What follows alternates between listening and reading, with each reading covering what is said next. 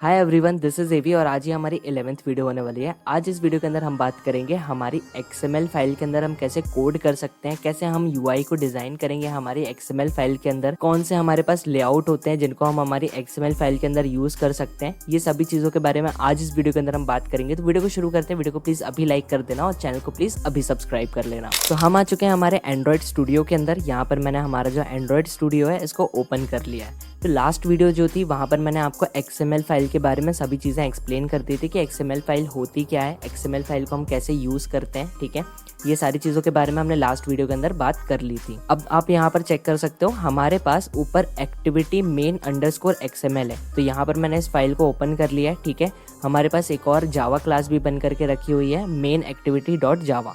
ठीक है, हम UI जो डिज़ाइन करते हैं वो हमारी एक्टिविटी अंडरस्कोर मेन जो है डॉट XML फाइल, इस फाइल के अंदर हम हमारी UI को, मतलब जो हमारा एप्लीकेशन होता है, जो भी ऐप हम बनाते हैं उसके अंदर जो भी हम फ्रंट एंड का काम करते हैं, जो भी UI डिज़ाइन करते हैं, वो सभी चीज़ें हम इस XML फाइल के अंदर करते हैं। ठीक है, आपके यहाँ पर ये वाइट कलर का मेरे पास एक ये डिज़ाइन दिख रही है, आपके में ब्लूप्रिंट भी दिख रहा होगा अगर आपने फर्स्ट टाइम इंस्टॉल किया है तो।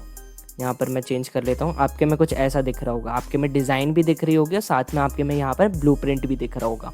ठीक है, ये ब्लूप्रिंट की क्या ज़रूरत होती है, क्यों होती है, ये सारी चीज़ें आगे चल करके आपको पता चल जाएंगी। अगर आपको डायरेक्ट डिज़ाइन पर भी रखना है तो आप यहाँ पर चेक करो, यहाँ पर एक हमारे पास साइन है। ठीक है, सिलेक्ट डिज़ाइन सरफेस, तो इसको सिंपली क्लिक करके आप यहाँ पर ब्लूप्रिंट को, डिज़ाइन को, या फिर डिज़ाइन प्लस ब्लूप्रिंट को, ये सभी चीज़ों को आप यहाँ पर सेलेक्ट कर सकते हो। ठीक है, मैं इसको यहाँ भी डिज़ाइन प्लस ब्लूप्रिंट पर ही रहने देता हूँ। तो ये जो क्लास है हमारी .xml, इसके अंदर हम UI को डिज़ाइन करते हैं। और यहाँ पर आप देखो एक्टिविटी जो हमारी मेन एक्टिविटी डॉट जावा है, ये जो क्लास है यहाँ पर हम हमारे बैकएंड को लिखते हैं। बैकएंड को क्यों लिखते हैं, यहाँ पर आपको लग रहा होगा कि बैकएंड तो हमारा सर्वर वगैरह आता है, तो ऐसा नहीं है। जब हमारी कोई स्टैटिक एप्लीकेशन को हम बनाते हैं तो वो जो एप्लीकेशन होती है उसका बैकएंड हमारा पूरा इस जावा क्लास के अंदर ही आता है। डॉट जावा क्लास के अंदर हमारी बटन पर क्लिक करने के बाद कौन सा फंक्शन रन करेगा, क्या लॉजिक होगा कि हमारी बटन पर क्लिक करके हमारी जो इमेज है वो डाउनलोड होगी या फिर रोटेट होगी, तो ये जो लॉजिक होते हैं ये सभी चीज़ें हम यहाँ पर डॉट जावा क्लास के अंदर लिखते हैं। अगर आप कोई स्टैटिक एप्लीकेशन बना रहे हो जिसमें आपका डेटाबेस नहीं है या फिर सर्वर नहीं है, या फिर एप्लीकेशन इंटरनेट का एक्सेस नहीं ले रही है, या फिर एप्लीकेशन रियल टाइम में कोई चेंजेस नहीं कर रही है, तो वो एक स्टैटिक ऐप है। प्रीवियस वीडियो में मैंने स्टैटिक ऐप और डायनामिक ऐप इन सब चीज़ों के बारे में भी बता चुका है, तो आप लोगों को ये सारी चीज़ें क्लियर हो चुकी थी वहाँ पर।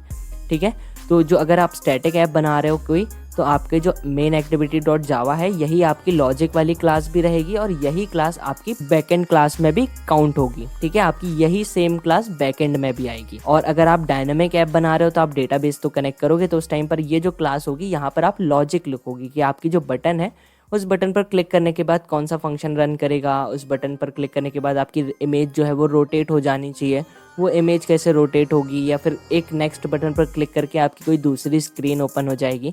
तो ये जो सारे लॉजिक होते हैं वो हम इस डॉट जावा क्लास के अंदर लिखते हैं। और जो हमारी XML क्लास है ये वाली, यहाँ पर हम हमारी UI को डिज़ाइन करते हैं। ठीक है, अब यहाँ पर आप चेक कर सकते हो हमारे पास इस कॉर्नर में 3 ऑप्शन है। सबसे पहला है डिज़ाइन का ऑप्शन, सेकंड है स्प्लिट का ऑप्शन, फिर है हमारा कोड का ऑप्शन। तो आप यहाँ पर देखो डिज़ाइन वाले ऑप्शन पर अभी हैं, अभी हमारे पास जो हमारी UI की डिज़ाइन है, मतलब हमारा जो स्क्रीन की डिज़ाइन है वो यहाँ पर हमारे पास विजिबल हो रही है। ठीक है, अगर मैं इसको स्प्लिट कर देता हूँ तो आप यहाँ पर देखो मेरे पास कोड भी आ चुका है।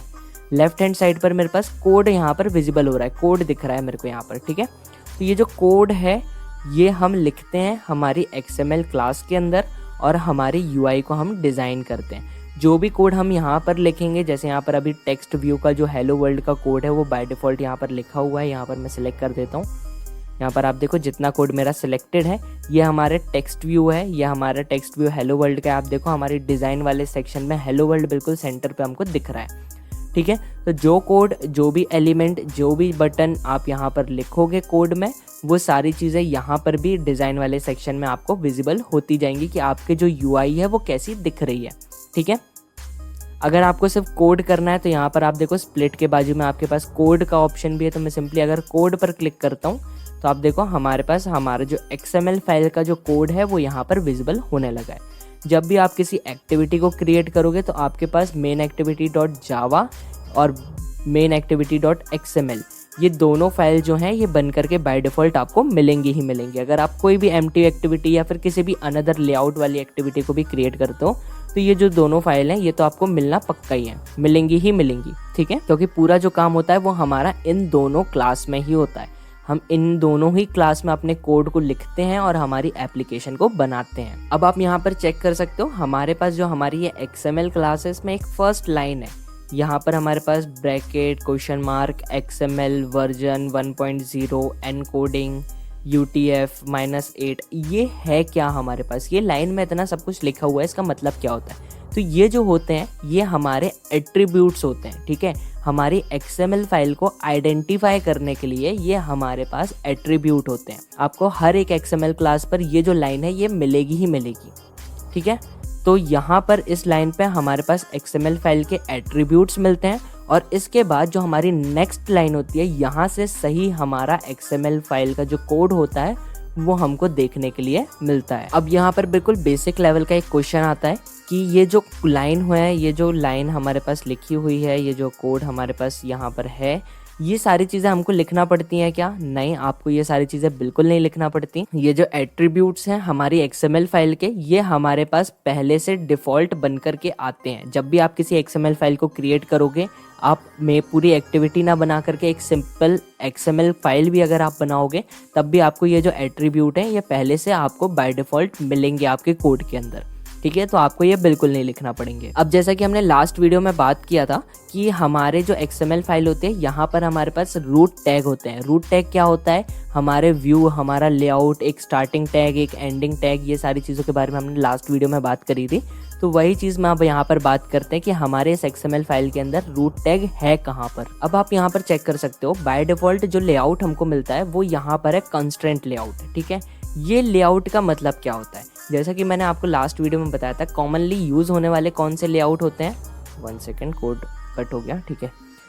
जैसा कि मैंने आपको लास्ट वीडियो में बताया था कि कौन से लेआउट हैं जो हमारे कॉमनली यूज़ होते हैं, लीनियर लेआउट या फिर रिलेटिव लेआउट। तो ये दोनों लेआउट जो होते हैं ये हमारे कॉमनली यूज़ करे जाते हैं। बट जैसे जैसे हमारा एंड्रॉयड जो है, जैसे जैसे हमारे एंड्रॉयड के नए वर्जन्स आते गए, जैसे जैसे हमारे ऐप जो है वो अपग्रेड होते गए, तो वैसे ही हमारे एंड्रॉयड स्टूडियो भी अपडेट होता गया। और जैसे जैसे हमारे पास टाइम चेंज होता गया, हमारे पास कॉन्स्टेंट लेआउट जो है ये आने लगा, ठीक है। पहले हमारे पास ये वाला लेआउट नहीं हुआ करता था, अभी हमारे पास ये जो लेआउट है ये अवेलेबल होता है। पहले जो हमारा एंड्रॉयड स्टूडियो था वहां पर हम लीनियर लेआउट, रिलेटिव लेआउट, इन सभी लेआउट का यूज किया करते थे। तो सबसे पहले आपको ये कांस्टेंट लेआउट को समझने से पहले आपको आपका जो बेसिक लेआउट होते हैं, लीनियर लेआउट, फिर रिलेटिव लेआउट, ये सब लेआउट को पहले आपको समझना पड़ेगा। जब आप इन सभी चीज़ों को समझ लोगे कि यार लीनियर लेआउट जो था उसमें हमारे पास ये लिमिटेशंस थी जिसके कारण हमने रिलेटिव लेआउट को यूज़ करना स्टार्ट किया, फिर रिलेटिव लेआउट के अंदर भी हमारे पास कुछ लिमिटेशंस थी, तब जा करके हमारे पास कांस्टेंट लेआउट आया।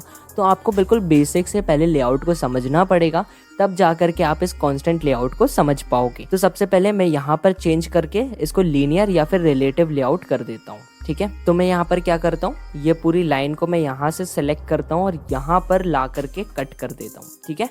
यहाँ पर मैंने कट कर दिया। अब मैं क्या करता हूँ, यहाँ पर यूज करता हूँ रिलेटिव लेआउट को। यहाँ पर मैंने जैसे ही RELA टाइप किया, आप देखो मेरा IDE जो है, एंड्रॉयड स्टूडियो IDE जो है, वो मेरे को ऑटो सजेस्ट कर रही है यहाँ पर कि मेरे को इस स्पेलिंग से कौन सा लेआउट या फिर किस एलिमेंट को मैं यहाँ पर यूज़ करने वाला हूँ। तो मैं यहाँ पर जैसे ही मैंने RELA लिखा, आप देखो मेरे पास यहाँ पर एक ड्रॉप डाउन आया जहाँ पर मेरे पास सजेशन दे रहा है मेरे को रिलेटिव लेआउट का।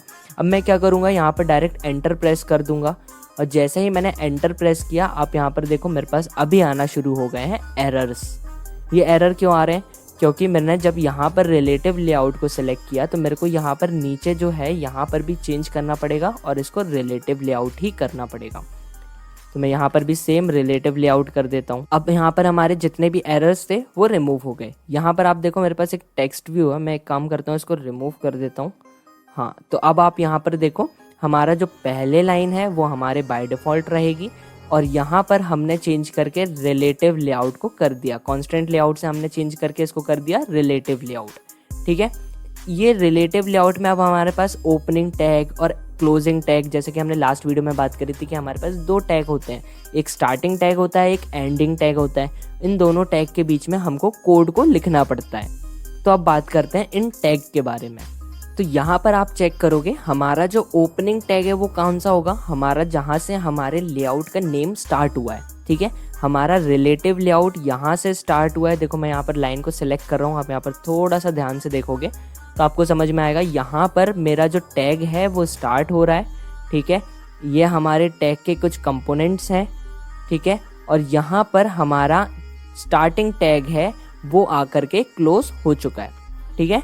हमारा यहाँ पर जो ये इतना पार्ट जो ये सिलेक्टेड है ये हमारा ओपनिंग टैग है, ठीक है। ये हमारा रूट टैग का जो ओपनिंग टैग है वो ये है, ठीक है। ये देखो यहाँ पर हमारा जो टैग है ये क्लोज नहीं हुआ, ये क्लोज कहाँ पर हुआ है, नीचे आकर के लाइन नंबर 12 पे आकर के आप देखो यहाँ पर हमारा जो टैग है ये क्लोज हुआ है, ठीक है। अब ये जो ओपनिंग टैग है और ये जो क्लोजिंग टैग है इसको आप समझ सकते हो एक पेरेंट की तरह, ठीक है। हमारा ये पेरेंट है जिसके अंदर अब ये दोनों टैग के अंदर हम यहाँ पर अपने चाइल्ड को क्रिएट कर सकते हैं। हम जितने एलिमेंट, जितने हमारे यूआई डिज़ाइन करने के लिए चीज़ों को हमको यूज़ करना है वो सभी चीज़ों को हम यहाँ पर यूज़ कर सकते हैं, ठीक है। और जैसा कि मैंने आपको लास्ट वीडियो में बताया था कि हमारे जो XML फाइल होती है उसके अंदर जो हमारा रूट टैग होता है वो सिर्फ एक ही रूट टैग को हम यूज़ कर सकते हैं। तो इसका मतलब ये जो पेरेंट रूट टैग है, ये जो ओपन हुआ है रिलेटिव लेआउट, ये सिर्फ एक ही रिलेटिव लेआउट को हम इस XML फाइल के अंदर यूज़ कर सकते हैं।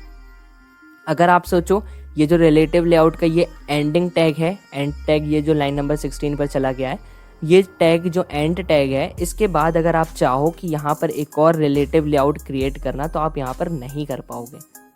यहाँ पर आप देखो मैं यहाँ पर टाइप करता हूँ, यहाँ पर आप चेक कर सकते हो मैंने जैसे ही टाइप किया है यहाँ पर रिलेटिव लेआउट, आप देख सकते हो यहाँ पर हमारे पास रेड लाइन आ रही है। यहाँ पर ना हमारे पास कोई सजेशन आ रहा है, ठीक है। अगर मैं यहाँ पर जैसे रिलेटिव लिखता हूँ तो आप देखो ना हमारे पास कोई सजेशन आ रहा है। अगर इस ब्रैकेट को भी रिमूव कर दिया तब भी कोई सजेशन नहीं आ रहा। तो हमारे पास कोई सजेशन भी नहीं आ रहा है और हमारा जो रिलेटिव है और लेआउट भी जब हमने पूरा लिखा था तब भी वो रेड कलर से आ रहा था। वो क्यों आ रहा था? क्योंकि हमारा कोड जो है वो गलत है।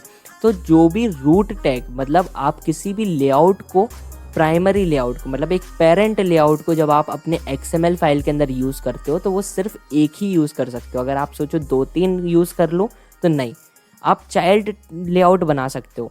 आप चाइल्ड लेआउट कैसे बनाओगे कि आपका ये जो रिलेटिव लेआउट के ओपन टैग है और ये जो एंड टैग है, इन दोनों टैग के बीच में ये जो जगह है यहाँ पर आप बनाओ। जितने आपको रिलेटिव लेआउट, लीनियर लेआउट इसके अंदर आपको बनाना है आप बनाते जाओ, कोई दिक्कत नहीं होगी। लेकिन जो XML फाइल का एक मेन लेआउट जो होता है, एक पेरेंट लेआउट जो होता है, वो आप एक XML क्लास में सिर्फ एक ही बना सकते हो, आप मल्टीपल लेआउट नहीं बना सकते, ठीक है। अब आपको जो मैंने लास्ट वीडियो में बताया था वो चीज़ अब आपको यहाँ पर और अच्छे से क्लियर हो गई होगी। अब जैसा हमारे ओपन टैग के अंदर आप यहाँ पर देखो हमारे पास इतने सारे कंपोनेंट हैं। ये कंपोनेंट्स का मतलब क्या है? सबसे पहला यहाँ पर एक कंपोनेंट है हमारे पास XMLNS। इसका मतलब क्या होता है? यहाँ पर इस चीज़ का मतलब क्या होता है? तो यहाँ पर XMLNS का मतलब होता है हमारा नेम स्पेस URI। अब नेम स्पेस URI तो ठीक है, अब नेम स्पेस तो ठीक है, URI को समझते हैं पहले। URI का मतलब क्या होता है? URI का फुल फॉर्म होता है यूनिफॉर्म रिसोर्स इंडिकेटर। जैसे हमारे पास URL होता है किसी भी चीज़ को, जैसे आप वेबसाइट है, उस वेबसाइट की आप एक URL होती है कि जैसे आप उस URL को किसी के साथ शेयर करते हो तो आपकी उस URL की हेल्प से वो स्पेसिफिक वेबसाइट जो है वो ओपन हो जाती है।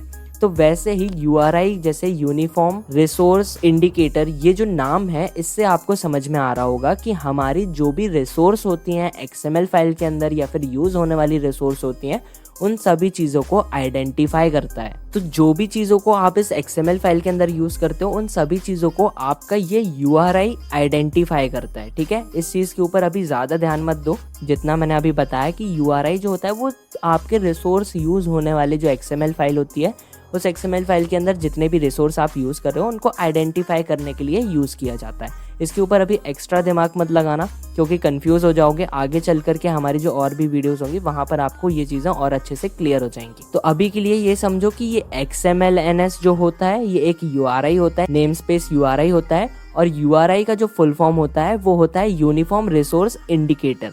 आपके XML फाइल के अंदर जो भी यूज़ होने वाले रिसोर्स होते हैं उनको आइडेंटिफाई करता है। तो नेम स्पेस जो होता है XML नेम स्पेस, ये यूज किया जाता है यूनिक नेम प्रोवाइड करवाने के लिए किसी भी एलिमेंट को या फिर एट्रीब्यूट को XML डॉक्यूमेंट के अंदर। ठीक है, आप नेम स्पेस को यूज कर सकते हो एलिमेंट को यूनिक नेम देने के लिए या फिर एट्रीब्यूट को कोई एक यूनिक नेम देने के लिए। यहाँ पर एक एग्जांपल लेकर के बताते हैं। जैसे हमारे पास व्यू ग्रुप की बात करी थी हमने प्रीवियस वीडियो के अंदर।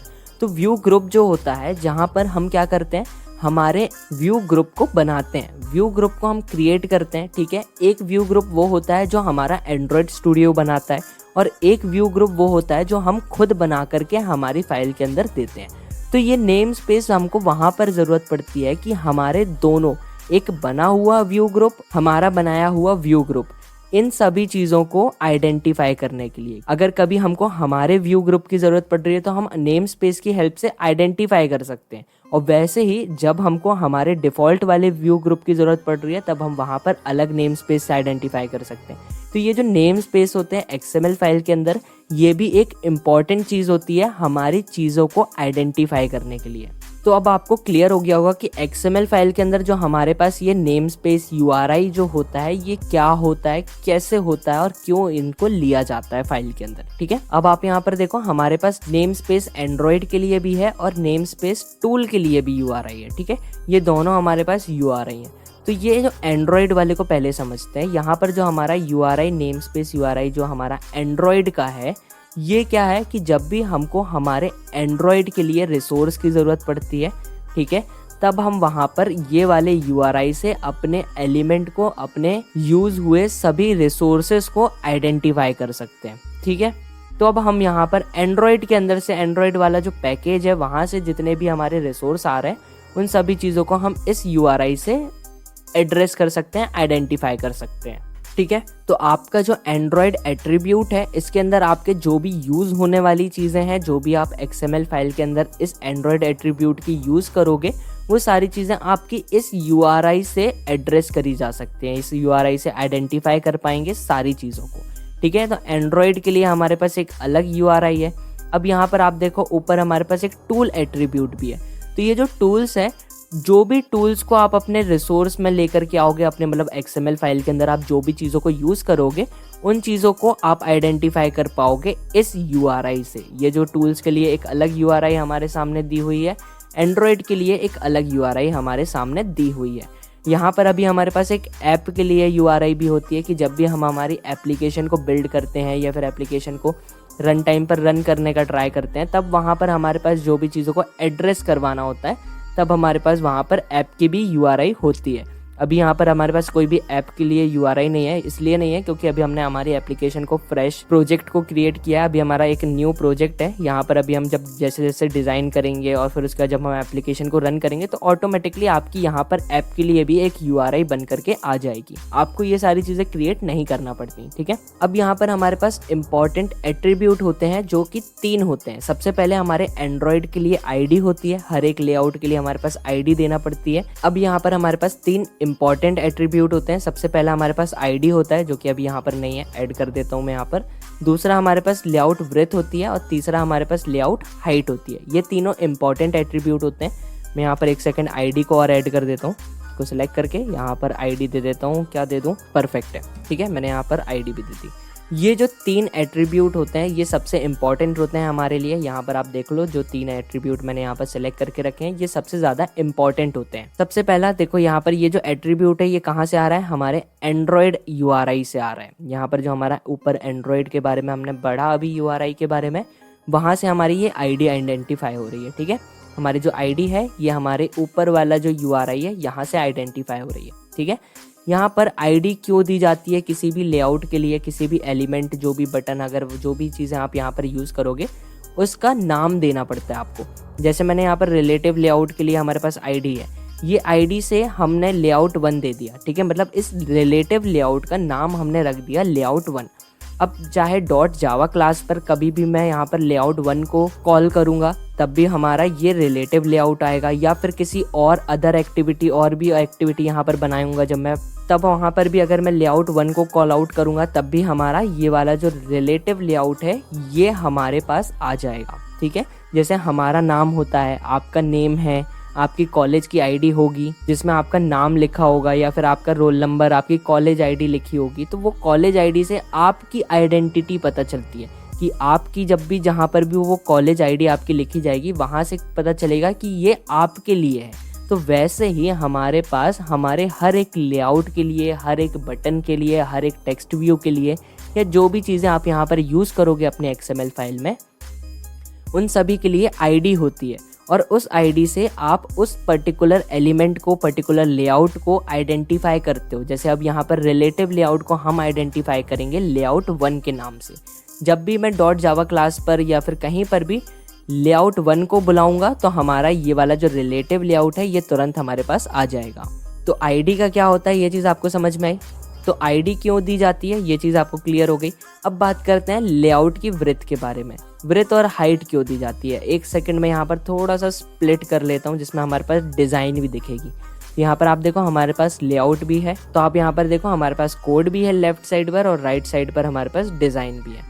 तो यहाँ पर हमारा जो फ़ोन होता है उसकी हाइट और विड्थ होती है, ठीक है। जैसे मैंने आपको बताया था लास्ट वीडियो में, जो व्यू होता है कोई भी ऐसी चीज़ जिसकी हाइट और विड्थ हो और उसके अंदर एलिमेंट या फिर कोई भी चीज़ इंफॉर्मेशन विजिबल हो रही हो, उस चीज़ को हम व्यूज़ कह देते हैं, ठीक है। वैसे ही हमारी जो फ़ोन होती है उसकी विड्थ होती है, हमारी फ़ोन की स्क्रीन की विड्थ होती है, फ़ोन की स्क्रीन की हाइट होती है। तो उस चीज़ के लिए हम यहाँ पर हमारे लेआउट को एडजस्ट कर सकते हैं। यहाँ पर मैच पेरेंट दिया हुआ है, ठीक है। यहाँ पर तो कोई वैल्यू एंटर ही नहीं है, यहाँ पर मैच पेरेंट दिया होता है। ये मैच पेरेंट का मतलब क्या होता है, कभी भी आप अगर लेआउट विड्थ के अंदर मैच पेरेंट कर देते हो तो इसका मतलब होता है कि विड्थ में, जैसे कि आपकी लेफ्ट साइड की बॉर्डर और राइट साइड की बॉर्डर जो है ये पेरेंट होते हैं, ठीक है। आपका रिलेटिव लेआउट जो है वो इनसे जा करके आपकी बॉर्डर से विड्थ में राइट और लेफ्ट साइड की जो बॉर्डर है आपकी, वहाँ पर आपकी जा करके चिपक जाएगा। लेफ्ट साइड से भी चिपकेगा, राइट साइड से भी बिल्कुल चिपक जाएगा, स्टक हो जाएगा, ठीक है। जितना पेरेंट की हाइट है, मतलब जितनी हमारी स्क्रीन की विड्थ है उतनी ही आपकी रिलेटिव लेआउट की भी विड्थ होगी। वैसा ही सेम हमारी हाइट के साथ भी होता है। हाइट में जब आप मैच पेरेंट कर देते हो तो आपके स्क्रीन की जो हाइट होगी वो वही सेम डिक्टो हाइट आपकी इस रिलेटिव लेआउट की भी हो जाएगी। जैसे अगर मैं यहाँ पर मैच पेरेंट को हाइट से अलग कर दूँ और यहाँ पर मैं कर दूँ 50, तो आप देखो यहाँ पर हमारे पास चेंज हुआ। डिज़ाइन वाले सेक्शन पर अगर आप देखोगे तो यहाँ पर हमारे पास चेंजेस हुए। तो यहाँ पर अगर मैं मैच पेरेंट को रिमूव करके कर देता हूँ 50, तो आप यहाँ पर देखो हमारे डिज़ाइन वाले सेक्शन पर हमारे पास चेंजेस हुए, हमारी जो हाइट है वो कम हो गई, ठीक है। अगर मैं इसको कर दूँ 100, तो जैसे ही मैंने 100 किया थोड़ी और हाइट बढ़ी, 1000 किया बहुत ज़्यादा हाइट बढ़ गई। तो यहाँ पर मैं अब कर देता हूँ 500 किया तो बहुत ज़्यादा हाइट नीचे आ गई। तो ऐसे आप अपने लेआउट के, अपनी बटन के या फिर किसी भी चीज़ के हाइट को या विड्थ को आप यहाँ से एडजस्ट कर सकते हो, ठीक है। यहाँ पर हमारा जो लेआउट है इसको अभी हमको पेरेंट से टच करना है, मतलब हमारी स्क्रीन जितनी है उतना ही साइज़ हमको हमारे रिलेटिव लेआउट का भी चाहिए। तो हम यहाँ पर सिंपली कर देंगे मैच पेरेंट। मैं यहाँ पर मैच पेरेंट कर देता हूँ, तो हमारे जो स्क्रीन का साइज़ होगा वही सेम साइज़ में हमारा रिलेटिव लेआउट भी काम करेगा। अगर स्क्रीन का साइज़ कम हो जाएगा तो रिलेटिव लेआउट का भी साइज़ कम हो जाएगा, स्क्रीन का साइज़ बढ़ जाएगा तो रिलेटिव लेआउट का भी साइज़ बढ़ जाएगा, ठीक है। तो ये सारी चीज़ें क्लियर हुई अब आपको। अब इसके नीचे आप देखोगे हमारे पास एक टूल है जिसमें हमारा लिखा है कॉन्टेक्स्ट और इसके बाद लिखा हुआ है डॉट मेन एक्टिविटी। इसका मतलब क्या होता है, इसको 2 मिनट में कोड पर ले आता हूँ, परफेक्ट है। यहाँ पर आप देखो टूल कॉन्टेक्स्ट मेन एक्टिविटी, इसका मतलब क्या है कि जब भी आपकी ये जो XML फाइल है ये कौन सी जावा क्लास के साथ लिंक है वो चीज़ आप यहाँ पर बता देते हो। तो हमारी ये जो main activity dot XML class है ये हमारी main activity dot Java class के साथ लिंक है, ठीक है। यहाँ पर आप देखो हमारी जो मेन एक्टिविटी डॉट जावा है ये इस वाली क्लास के साथ में हमारी ये जो XML क्लास है ये लिंक है, ठीक है। अगर इस क्लास को आपको किसी अनदर एक्टिविटी के साथ, मतलब अनदर जावा क्लास के साथ लिंक करना है तो आपको यहाँ पर जो कॉन्टेक्स्ट के अंदर जो क्लास का नेम अवेलेबल है इसको चेंज करके आपको किसी और नेम के साथ यहाँ पर लिंक कर सकते हो। बट बाय डिफ़ॉल्ट ये जो लिंक होता है जब भी आप किसी एक एम्प्टी एक्टिविटी को या फिर किसी भी लेयर को बनाते हो, किसी भी एक्टिविटी को आप क्रिएट करते हो, तो आपकी जो XML क्लास है और डॉट जावा क्लास है ये दोनों क्लास एक दूसरे से लिंक करी हुई आपको बाय डिफ़ॉल्ट मिलती हैं, ठीक है। तो ये जो कॉन्टेक्स्ट है ये सिर्फ लिंक करने के लिए है कि आपकी जो XML क्लास है वो कौन सी डॉट जावा क्लास के साथ लिंक है, वो चीज़ आपको यहाँ पर पता चल जाती है। अब मैं यहाँ पर आपको चीज़ें लेकर के बताता हूँ, मतलब चीज़ें लेकर के बताता हूँ इन दी सेंस मैं आपको यहाँ पर थोड़ी सी बटन्स और ये सारी चीज़ें लेकर के बताता हूँ। तो यहाँ पर पहले मैं स्प्लिट कर लेता हूँ हमारे डिज़ाइन वाले पोर्शन को और हमारा कोड वाला जो है, ये दोनों चीज़ें हमको आजू बाजू दिख जाएँ। ठीक है, यहाँ पर अब मैं बटन को लेता हूँ। तो जैसे ही मैं यहाँ पर बटन टाइप करता हूँ, यहाँ पर मैंने बटन को लिया। ठीक है, बटन मेरे पास ऑटो सजेशन पर आया, मैंने एंटर कर दिया जैसे ही, तो मेरी बटन का जो कोड है वो सामने आ गया। अब यहाँ पर आप देखो मैच पेरेंट भी है, रैप कंटेंट भी है, ये सारी चीज़ें हमारे पास ऑलरेडी अवेलेबल हैं।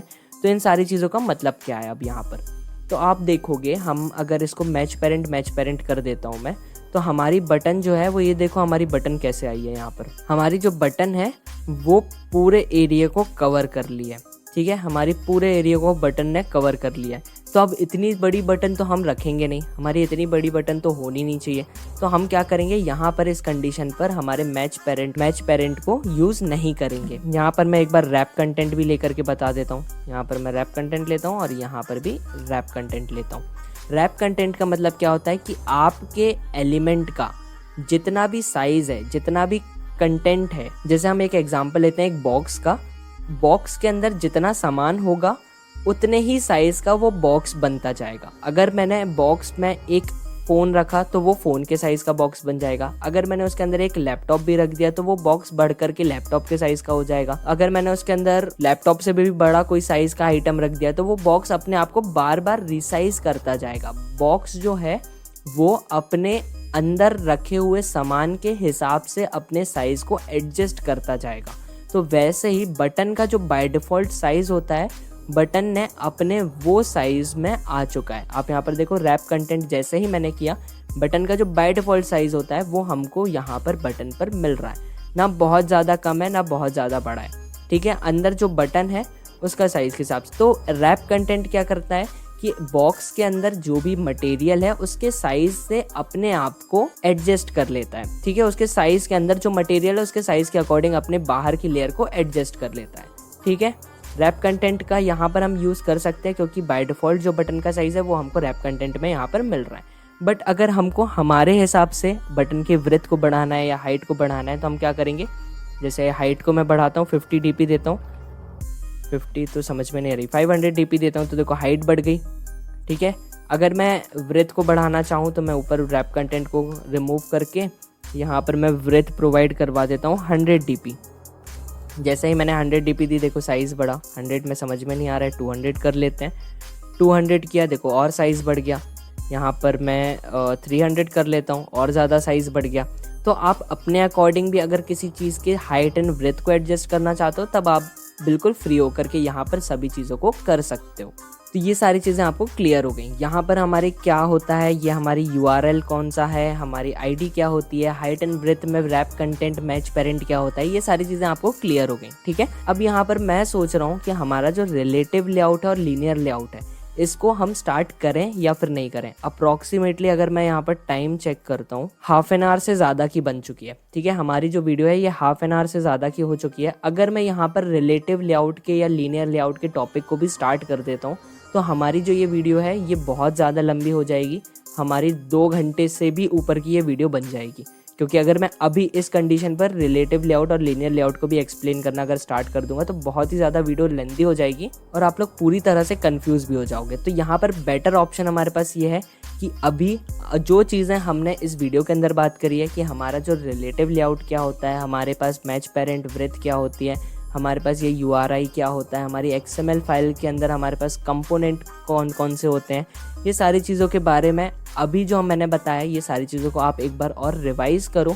और मेरा कहना यह है कि आप जो चीज़ें यहाँ पर देख रहे हो उन सभी चीज़ों को नोट डाउन भी करते जाओ। और डाउट लगता है तो आप नीचे कमेंट सेक्शन में तो बिल्कुल हमसे सारी चीज़ें पूछ सकते हो। ठीक है, तो यहाँ पर जो रिलेटिव लेआउट है और लीनियर लेआउट है इसमें हमको देखना क्या क्या है। देखो, रिलेटिव लेआउट का मतलब क्या होता है, हम किसी लेआउट को यूज़ करते हैं तो उसकी कुछ खासियत होती है, उसके कुछ बेनिफिट्स होते हैं हमारे पास कि हम रिलेटिव लेआउट को यूज़ कर रहे हैं। तो रिलेटिव लेआउट को यूज़ करने के हमारे पास कुछ बेनिफिट हैं। ठीक है, कुछ बेनिफिट भी होते हैं और कुछ लिमिटेशन भी होती हैं। वैसे ही हमारे पास लीनियर लेआउट के भी कुछ बेनिफिट होते हैं और उस लेआउट के भी कुछ लिमिटेशंस होते हैं। फिर उसके बाद हमारे पास जब कॉन्स्टेंट लेआउट भी है तो उसके भी हमारे पास कुछ बेनिफिट है और कुछ हमारे पास उसके भी लिमिटेशन। तो ये सभी लेआउट्स को हम नेक्स्ट वीडियो में कंटिन्यू करेंगे। एक्सप्लेनेशन कैसा लगा है वो नीचे कमेंट सेक्शन में जरूर बताना और मिलते हैं कल नेक्स्ट वीडियो में।